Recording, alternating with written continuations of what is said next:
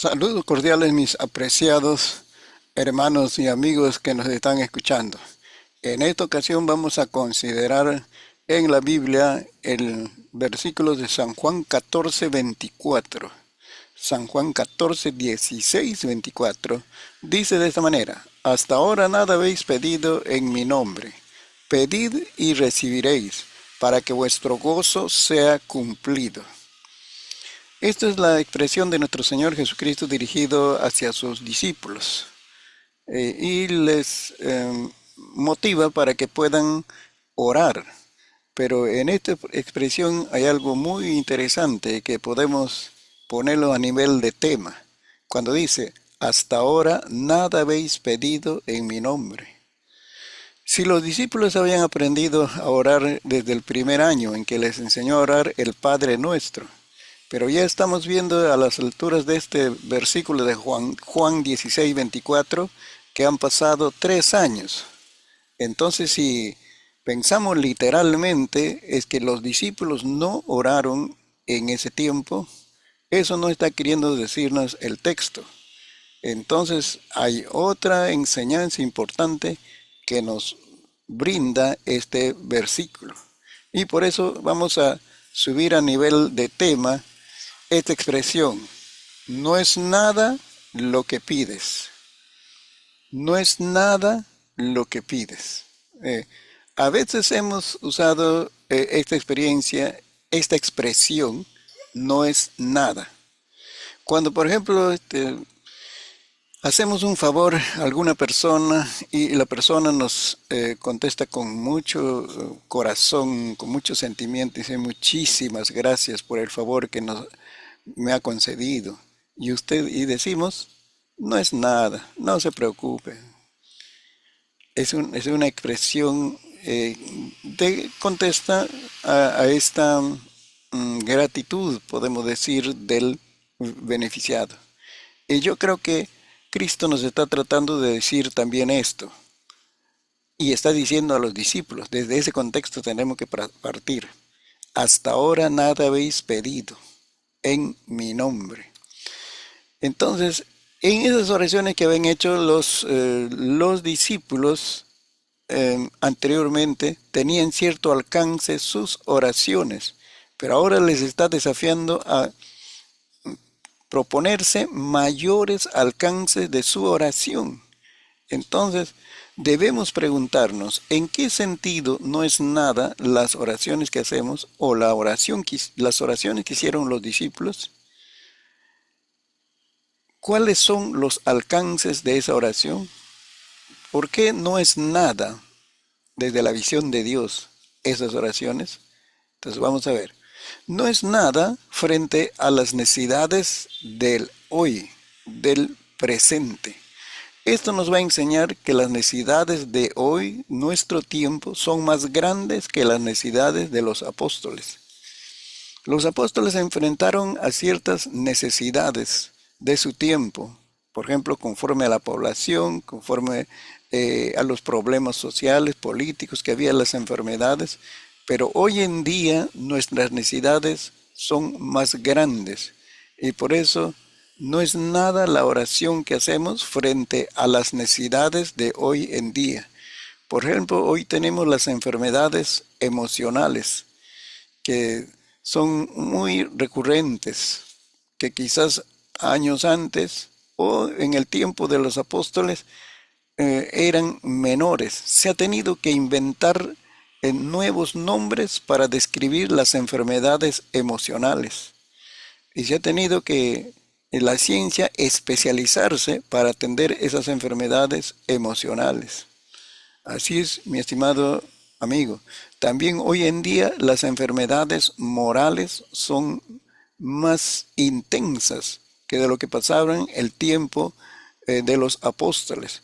Por ejemplo, la enfermedad del amor al dinero, el espíritu de mentira, el espíritu de perversiones sexuales, las sectas y religiones que son intensas en la propagación de sus mentiras, la ansiedad. Todo esto nos muestra que las necesidades de hoy en día son más grandes que las necesidades de que pasaron los apóstoles en su tiempo. ¿En qué sentido no es nada nuestras oraciones? No es nada comparado con con la abundancia de las riquezas de Dios.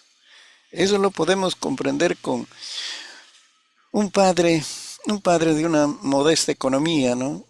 Si su hijo le pide algún artefacto, de repente alguna ropa cara, tiene que hacer esfuerzo para poder brindarle a su hijo.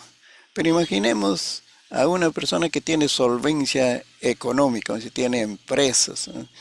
Y su hijo le pide un artefacto, claro, de su precio. Él tiene todas las posibilidades de brindarlo. Eh, entonces, ahí va la solvencia, las riquezas que posee el dador. Pensemos, nuestras oraciones no es nada comparado con las abundantes riquezas de Dios. Hay un versículo muchos versículos que nos habla de las riquezas. Si pudiera usted, por curiosidad, analizar las palabras riquezas, pero en relación a Dios. Esto es bien conocido. Cuando dice Filipenses 4:19, mi Dios pues suplirá todo lo que os falte conforme a sus riquezas en gloria en Cristo Jesús. Y está hablando de necesidades materiales, ¿no? El banco de Dios no va a escasear las posibilidades económicas. Cuando cada uno de sus hijos en esta tierra le pide, cada iglesia local, cada institución que trabaja para el avance del Evangelio, le solicita recursos económicos, el banco de Dios no va a debilitarse en su capacidad económica. Así es la riqueza de Dios. Y luego también hay otras riquezas, riqueza de entendimiento, Colosenses 2:2. Dice, para que sean consolados sus corazones, unidos en amor hasta alcanzar todas las riquezas en pleno entendimiento. Imagínate, vamos a decir, ¿no? Que Dios tiene, dice, riquezas de entendimiento y de pleno entendimiento, a fin de conocer, ¿de qué conocer? La ciencia de este mundo, no. El misterio de Dios el Padre y de Cristo. Qué tremendo es eso. Por eso que Pablo, en la comprensión que tenía de estas riquezas de entendimiento, él dice en Romanos 11:33, oh profundidad de las riquezas de la sabiduría y de la ciencia de Dios, cuán insondables son sus juicios e inescrutables sus caminos. Estimados hermanos y amigos, desearíamos conocer la profundidad de la palabra de Dios. ¿Qué es lo que Dios tiene para nosotros, para esta raza humana? Algo hemos comprendido por las bondades que recibimos cada día, el sol que nos alumbra, las bendiciones de su paso, consolación en esta tierra, pero hay mucho más cosas que necesitamos entender. Por eso no es nada comparado lo que pedimos en cuanto a nuestras necesidades personales conforme a las riquezas de Dios. Y nos habla también de la riqueza de gracia en Efesios 2:7, cuando nos dice, para mostrar en los siglos venideros las abundantes riquezas de su gracia, riquezas de su gracia. Y para hacerlo más práctico, este versículo vamos a decir, cuando Cristo nos dio vida, nos resucitó y ahora somos hijos de Dios, se nos abrió esta posibilidad de sus riquezas de gracia. Y dice, para mostrar en los siglos venideros. ¿Y quién vive 2 siglos, 3 siglos? Está hablando en términos general la gracia que va a ir, vamos a ir ampliando sus bendiciones para la raza humana, pero a nivel personal vamos a decir, para que Dios nos dé en los meses venideros, para que Dios muestre en nosotros en los meses venideros sus abundantes riquezas de gracia. En ese sentido, entonces, no es nada comparado con las abundantes riquezas de su gracia. Y vamos siguiendo. También nuestras oraciones no es nada frente a los planes eternos de Dios. No es nada frente a los planes eternos de Dios. Esto nos va a enseñar que debemos orar conforme a los planes divinos y no de acuerdo a nuestros planes terrenales. Acomódate a los planes divinos y tus necesidades personales serán suplidas con su mano generosa. Por eso pensemos en términos generales, ¿cuáles son los planes de Dios? Ahora, en estos momentos, Dios tiene su plan de salvación para la raza humana. Ese plan que fue proyectado, planificado desde antes de la fundación del mundo, antes de los tiempos de los siglos. Y dice en 1 Timoteo 2:7, que incluye a todos, el cual quiere que todos los hombres sean salvos y vengan al conocimiento de la verdad. ¿Por qué puso la palabra todos? Para consolarnos, para sencillamente darnos una palmada en la espalda. Dicen, tú te estás preocupando de los más de 33 millones de peruanos que necesitan el conocimiento del Señor Jesús. Y cuando vemos la poca congregación, pocas personas en una iglesia local, nos preocupamos de eso.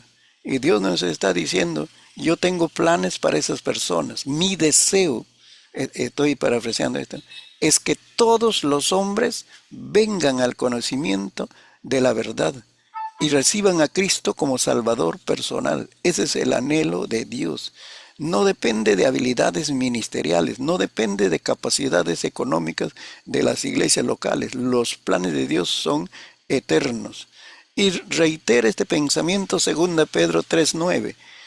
El Señor no retarda su promesa según algunos los tienen por tardanza, sino que es paciente para con nosotros, no queriendo que ninguno perezca, sino que procedan al arrepentimiento. Dios no quiere que ninguno llegue a la condenación eterna.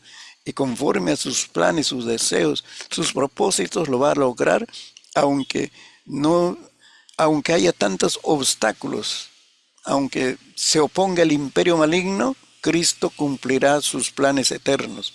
El otro plan es la edificación de la iglesia. Cuando encontramos que dice en Mateo 16:18, y yo también te digo, tú eres Pedro, y sobre esta roca edificaré mi iglesia. Las puertas del Hades no prevalecerán contra ella. Es el propósito de Dios que la iglesia sea edificada, y esto significa que sea fuerte, estable, que tenga calidad moral, que los creyentes sean llenos del Espíritu Santo, que los creyentes muestren en su ministerio, en su servicio sencillo que hacen. No son los pastores, no, estamos hablando de creyentes sencillos, ahí muestren la operación de los dones del Espíritu Santo. Por eso entonces nuestras oraciones no es nada frente a los planes eternos. De ahí estamos viendo entonces que, estimados hermanos, nuestra oración tiene alcances mucho más de lo que estamos predicando. Por eso tenemos que decir, Señor, enséñame a orar. Ayúdame a orar conforme a tu palabra, conforme a tus planes eternos.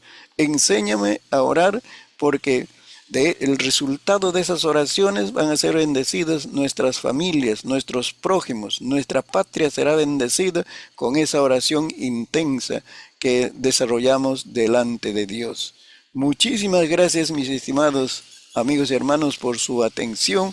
Así que sigamos como compañeros de oración, ustedes del lugar donde están y nosotros desde aquí estaremos uniendo nuestras oraciones a favor de el bienestar de nuestra patria, la tranquilidad emocional, espiritual y moral de nuestras generaciones futuras, que si Cristo tarda en venir, estamos dejando un clima moral para ellos, un clima espiritual para ellos. Estimados amigos, hermanos, hagamos uso de la oración que Dios nos ha dejado para esta tierra. Muchísimas gracias por su atención. Bendiciones para cada uno de ustedes. Estamos para servirle.